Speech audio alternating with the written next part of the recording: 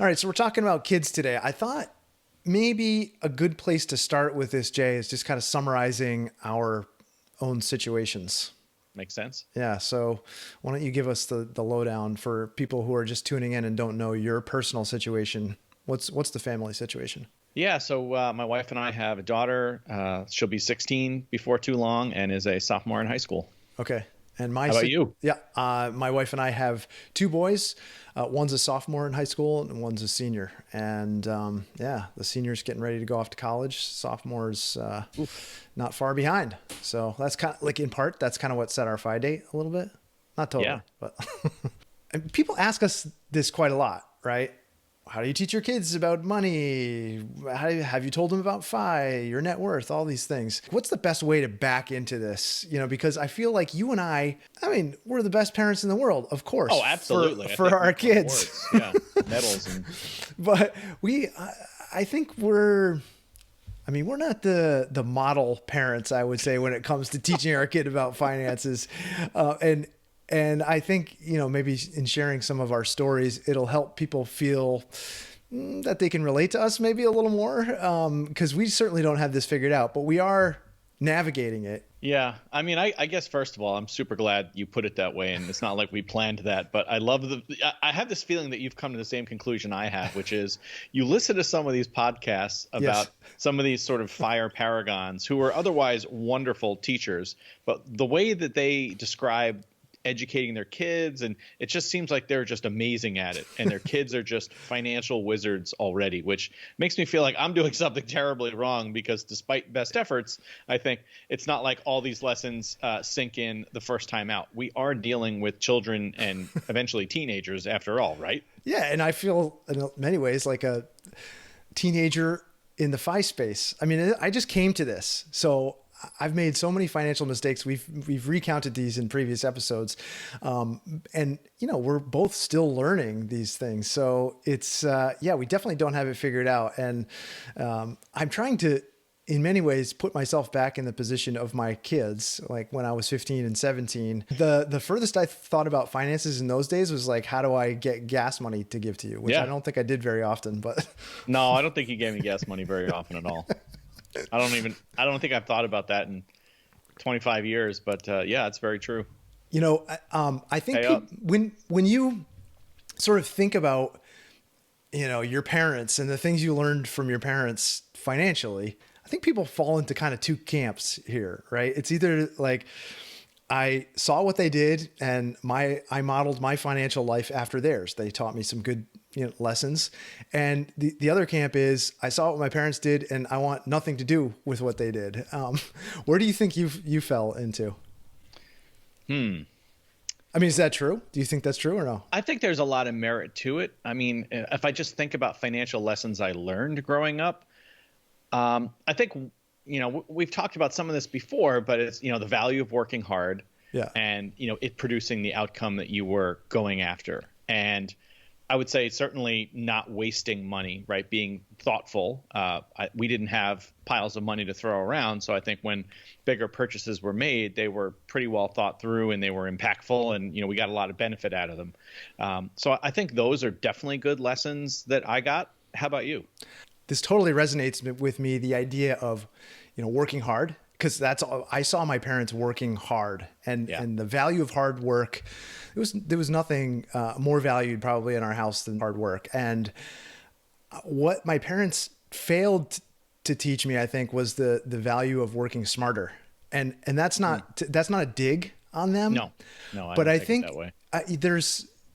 There's some limiting beliefs around money that I grew up with that I think shaped a lot of how I viewed my own finances, my own financial life.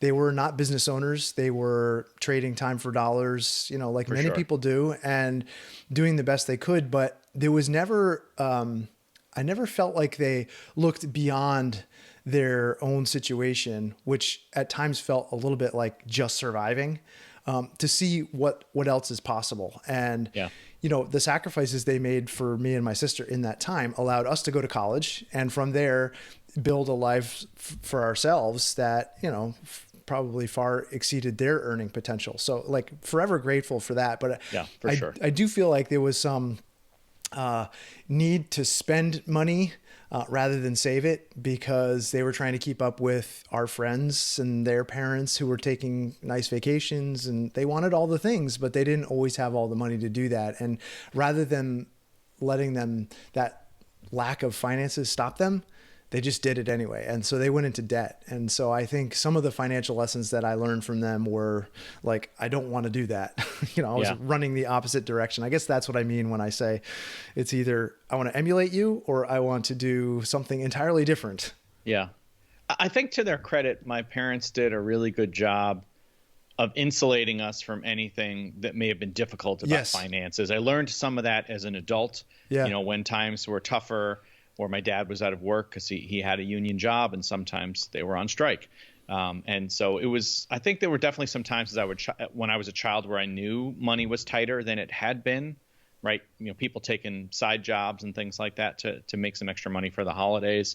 But I think they definitely protected us, as it sounds like your parents did, if there was anything happening with credit or otherwise that, would have been an increased financial burden for the family. And that's what we as parents do, right? But the flip side of that is that I believe you and I are aiming as best we can to try to show our kids the positive side as well. One example came to mind for me this morning. I bet this is a common misunderstanding. Maybe it's generational, I don't know. But when I was a kid, I thought the stock market was something that rich people did. Right, totally. I had no idea that normal people could invest in that, and it would just be something that was a part of how you saved, essentially. And I know that the sort of heyday of the 401k and these other plans, came a little later, but still, it was absolutely untrue that you had to be rich to invest in the stock market. Yeah, and I guess that's kind of what I mean when I say my parents didn't look outside of this kind of little sphere that was comfortable for them. And to be honest, I think it was because they couldn't, not even just because, they may have known about investing and maybe had a similar mindset, but also, my parents had this thing called a Christmas club. I don't know if you're. Oh, yeah. Okay. Yeah. And I don't actually even know if that exists today or not, but it was a, weekly or biweekly savings plan where you set a little bit aside from your paycheck every week throughout the year. And then by the time it gets to be holiday shopping, you have a little pool of money that you can, buy gifts for your family. And as I look back on that's just so different than the way I think you and I operate. And it's so different than I don't have that lesson to pass on to my kids.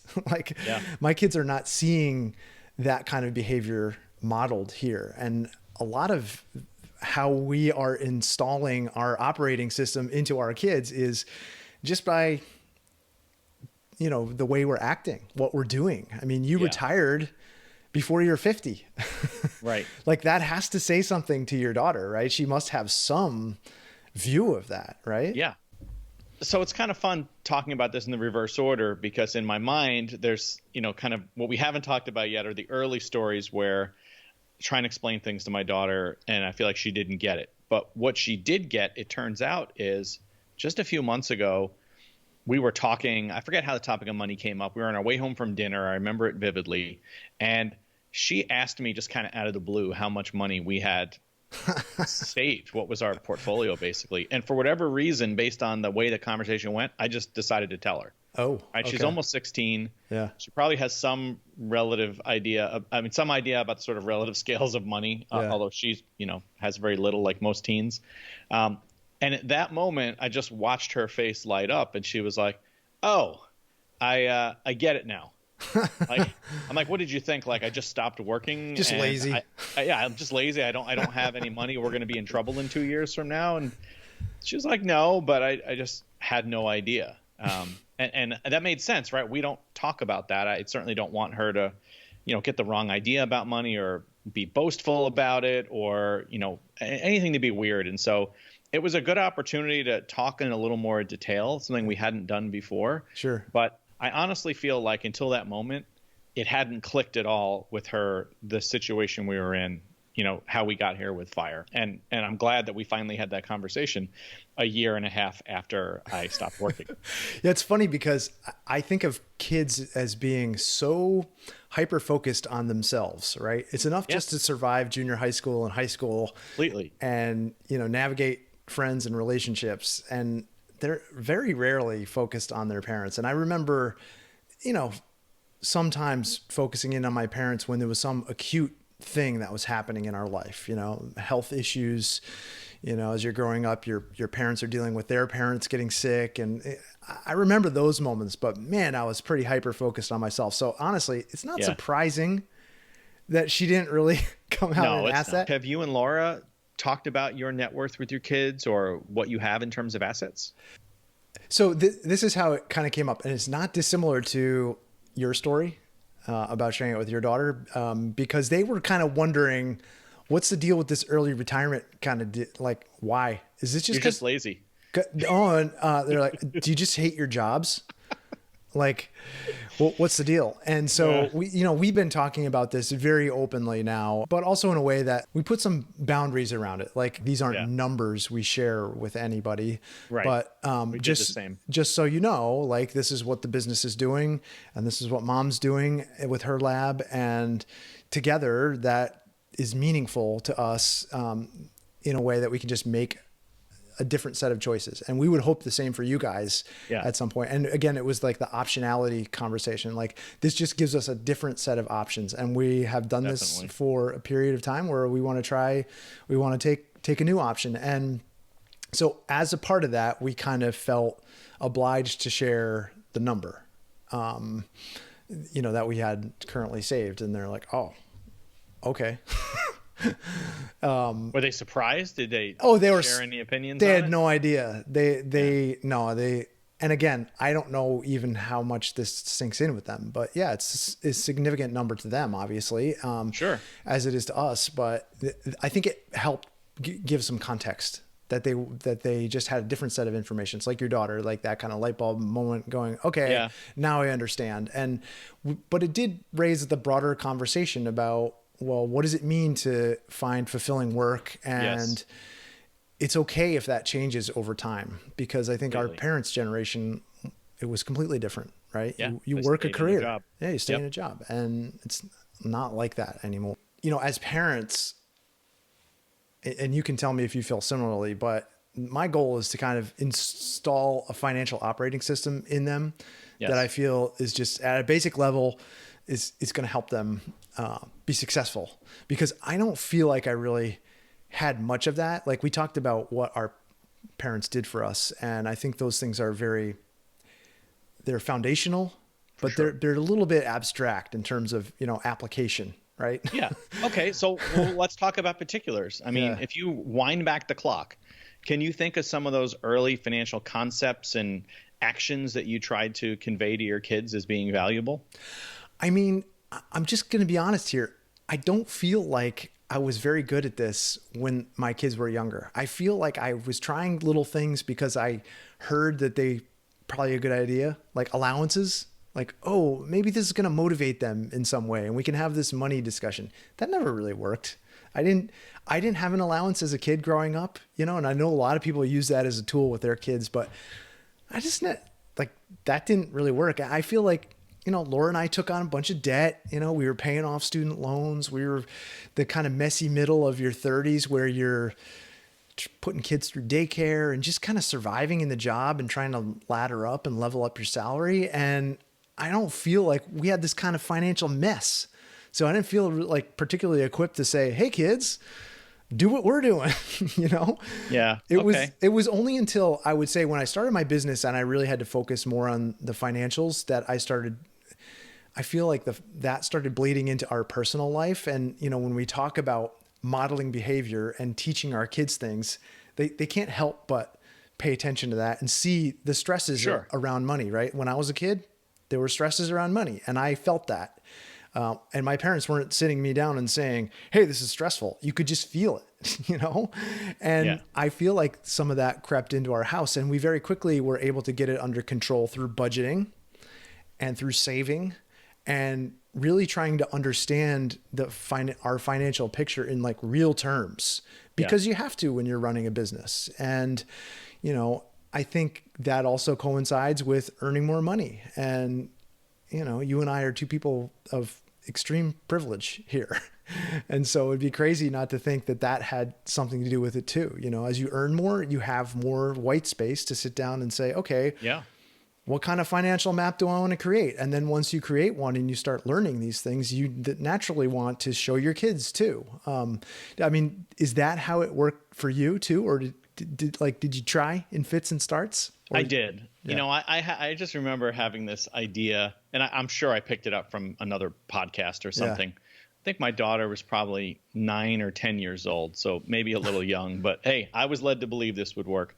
I had this idea that, you know, when money comes in for, you know, holidays or birthdays or whatever, she earns it, you know, for doing jobs around the house, whatever, that this would be a good opportunity to impart good financial lessons. For example, maybe you spend 20% of that money, you save 70% of that money, and then you donate 10% of that money to some cause you care about, animals or something. I just remember presenting that, and both like Arwen and Lori, my wife and my daughter, were like, "What?" Like, she's got a $20 bill. She's gets to spend $4. Not going to do that. Thanks. So that wasn't interesting. But what did work is shortly thereafter, maybe it's around the same period of time, within a year, we started, that savings account, typical that you have for kids. Sure. You and I talked about it, having the little passbook savings account. Yeah. That's all online now, so it's a little less interesting. But she was really good about saving her money. Money would come in. She wouldn't have anything in mind she wanted to spend it on, and would give it to me, and then I would just transfer money into her account.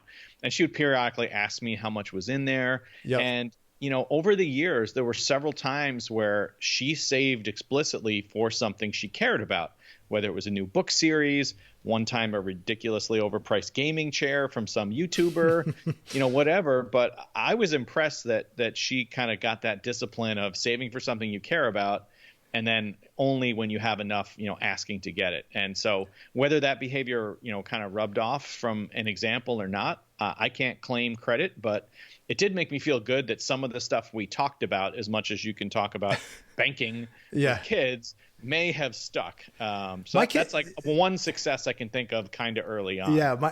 My kids came to the savings account a little bit later. Okay.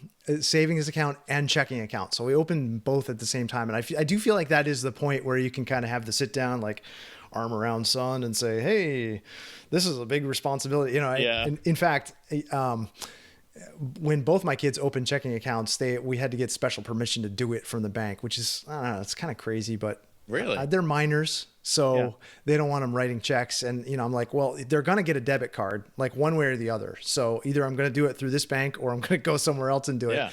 So they both have debit cards. And that's the point where you start having these conversations. And my oldest is a very different spender than my youngest. And, my older son any dollar that comes in, it's basically already been spent. As soon as it hits his bank account, it's out the door. Yeah. And of course, you're older, you have truck, you got gas expenses, you're going on dates and all the social life thing that follow around it. So that makes sense. But his personality has always been that way. He has not been like, we open the savings account, checking account, there's hardly anything in it. The younger one, who is naturally a saver, his is chock full. I mean, he saves everything, and to his detriment. I mean, he's like kind of miserly. Yeah. And so it's just funny because you and I talking about this, like, I'm not installing any kind of financial operating system into them that makes any sense. So where do they get it from? Like, what does that come from? I mean, they saw us spend money for sure. And now the younger one sees us saving money. I mean, that hopefully both of them see us saving money, but one is a spendy personality and there's nothing we can do about it, man. It's so weird. I mean, I think like anything, right? It's nature versus nurture. We have innate personalities and tendencies. And then you have as you always like to refer to, right, the operating system that you're raised with, and that they're always going to express themselves first and foremost, irrespective of what you teach them. Well, I suspect you have, since they work, do they have Roth IRAs, and like, how did that process go, and have they seen the merit of it given what the market has done in recent years? Tell me about that. I feel like work is one of those really important waypoints in a chance that you have with your kids to really help them. And that's where I feel like we've done an okay job. Like if they want something now that they're teenagers, they're expected to work and earn money to get the thing that they want. And so they'll both do that. And this is where the value of hard work comes in. And what I like about kids having a job is that it's a real visceral connection to the value of your time. What is your time worth? So my youngest son has worked for me for a couple summers in the business. He's done that for 2 summers now. And next summer he's going to go off and do something else. And my oldest son has worked he's worked at various jobs, washing dishes. He's worked for the past couple of years for a tree service. So he's working hard for his money. And at the end of the summer, we have the conversation about what are you going to save? Like, it's not even a question. Like, you're going to save something. And it's just a matter of how much that is. And, we didn't do the kind of 20%, do this, donate that. It was none of that. It was like, there's a portion of this that's going to get saved. And if you choose to save a portion of that, I will match it. And so, of course, the younger one decides to save like almost all of it. Yep. And the older one's like, for the first year, he saved a good chunk, like 50%. Because I think he wanted to make me happy. And then the second year he saved 0. Yep. So, but I think savings for kids, in particular kids who have earned income, it makes perfect sense to throw it in a Roth IRA. And so that was a good learning opportunity, a teaching moment, like let's go open up Roth IRA for both of you guys. And here's why you're going to do it, because you're paying 0 tax. So you're earning the money tax-free essentially, and you're putting it in the Roth, and it will grow with compounded interest forever, tax-free. And so I feel like they heard that, and that's good. The younger one and I check in with it very regularly, and the older one couldn't care less. Yeah. He's like, yeah, I mean, no, but when can I get that money? He says to me, it's like, can I borrow that? The last money you get in your life was your Roth IRA. Oh man. All right. So let me share my idea. Cause mine's only a half victory, and I got this idea. It's related to yours, but our daughter doesn't have any earned income. So a Roth is out of the question right now. Right. What we did do is open a UTMA account. So a custodial account that we could invest in. And I think I got the concept off of the Money Guy show, but effectively I also proposed this idea of matching funds. So I said, look, we're going to put this money in your account and it's going to grow. And I even made a very simple graph. I drew it on paper. I didn't pull out spreadsheets. That's immediately going to have the opposite reaction than I want. But I just drew a graph and said, 20 years, it could look like this. And it's a big number, right? With compounding interest, all invested in, aggressive, stock portfolio, just S&P 500, right? Bitcoin. And showed her that and said, anything you put into this, I will match 100%. Up to, I picked some ludicrous number that, she's not going to even earn that high. And for a little while, she did put some in. She put a portion of like gift money she got, for the holidays or for her grades. One relative gives her money for good grades. I was going to say, you don't pay her for good grades, do you? No. Okay. But then it stopped. That she wasn't doing it anymore. And I brought it up a couple of times and she wasn't interested. And so what I did recently was showed her the balance on that account. And of course, it's increased by like 50% since that we started. Yeah, totally. I was like, look at this. And so she's like, what? I'm like, yeah, remember how the graph, like that's what's going to happen. And I said, and this is your money. This is a custodial account. Like that money I put in there is yours. I can't even touch it. You could use this for whatever you want. You want to have some crazy, stupid blowout wedding? I'm not going to pay for that. I tell you right now that Dad's not paying for a $50,000 wedding. I guarantee you that much. But you can. You want to take all the money and put it on that wedding? Go ahead. You want to save it for a down payment on your first house?